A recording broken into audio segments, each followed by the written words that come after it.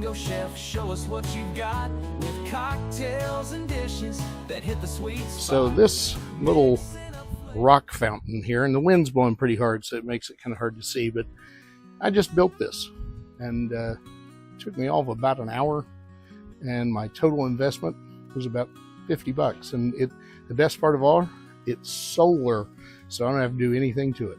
Let me show you how to make one. So I was at the hardware store, and we won't say the name, we'll just say the orange place. And they had all these garden fountains. And I thought, you know, one of those could really fill up this nice void of space I have in front of my house. This flower garden I built has just this one empty area that just needed something. Well, I started pricing these things, and to fit the space I wanted, I was looking at spending close to $400. Not to mention, I was going to have to plug it in. Now, the power outlet on the front of my house, for some reason, shorts out occasionally, and I really didn't want it shorting out constantly. So I thought, you know, how about a solar option? So I jumped online and I found this kit on Amazon. I'll put the link down there for you.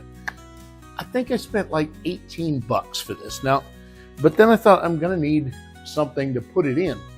Say hello to the pot I found at Sam's. $20. I got this for $20, and it's huge.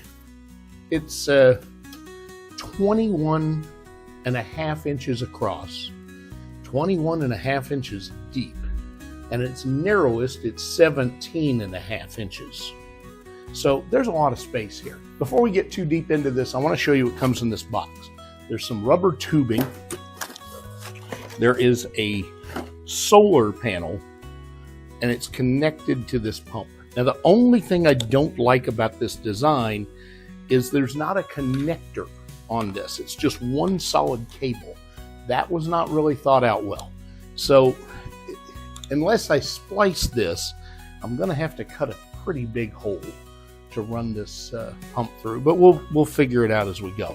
Now, with that, there are attachments for different water spray and instructions, which, I mean, really? I got a 5-gallon bucket that's going to go inside. I've got a leftover piece of scrap. This is 1/4 inch plywood. I'm going to cut this into a circle to put inside the pot to make a shelf that my rock's going to sit on. Along with that, I've got a couple of pieces of gutter cover. This is just wire mesh gutter cover. Now, I have this on my house. You can buy these at Lowe's individually, Home Depot, everybody has them. I got these by the case, but I did look online. You buy them at the big box stores. They run about $5 a piece. I'm going to fill up some space inside the pot with the world's most useful garbage, also known as pool noodles. I'm also going to fill space and gaps with spray foam. This is a bag of bulk Caribbean rock. They range in sizes and color. I use this in front of my house anyway, so I had a bag left over. A bag like this runs $10, $12. I've also got a bag of leftover river rock, just small pebble that I'm going to use, but you could top this with anything. I mean, you could use real flora if you wanted and let it be self-watering. If you want to use water plants, or plastic flowers if you want it to look good year round. Basically, my plan here is pretty simple. I'm going to put the bucket inside the pot. The bucket is going to work as the water reservoir. It's also going to be where the water returns to from the spout, and then the rest of this is going to get filled in with material just to keep it stable. Mainly our pool noodles and foam. And then we're going to build a cap over the top of it using the wire mesh and the wood just as a table where the rocks will sit on. So it looks like it's a completely full planter. Now there again, if you'd rather grow flowers in this or water plants, you can do this differently. In fact, it'd be really easy to do. The pump will go down inside the bucket. The tube come up and go through the wire mesh, creating a spout which will circulate the water. So the first thing I did was just jig out this piece of wood that will sit inside here as a table. Now we got to cut a piece out of the middle, which will be where our water comes up and also where we're going to reclaim it from. Now, traditional wisdom would be to use this as a jig, and that's fine. But we need to have this have some structural integrity. So it doesn't need to be as big as the hole in this bucket. In fact, it needs to be where it's hanging over, so the bucket actually becomes some stationary platform for it. So I've used the bucket as a guide and drawn a circle of the size of the bucket. Now, ideally, what I want to do is find my center point, which is going to be right about here. I'll drill a hole at that center point and work my jig out, but I don't want to come further than 3/4 of the distance. So really where I want to stop cutting is on an arc something like this.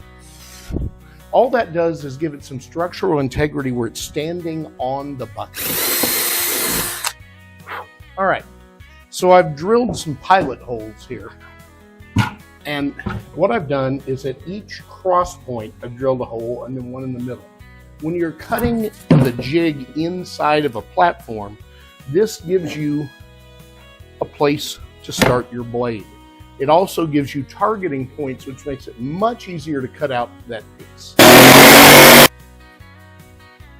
3, 2, 1. That's fast and easy. Here's the best part. It leaves us an opening that drops down into the bucket. Now, as far as the mesh, the only reason I'm going to use the wire mesh is to prevent stuff getting down here into the pump, but I still want water to pass through.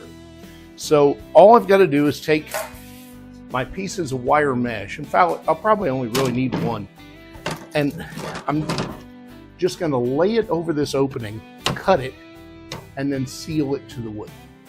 I've tacked this wire mesh down with a few screws.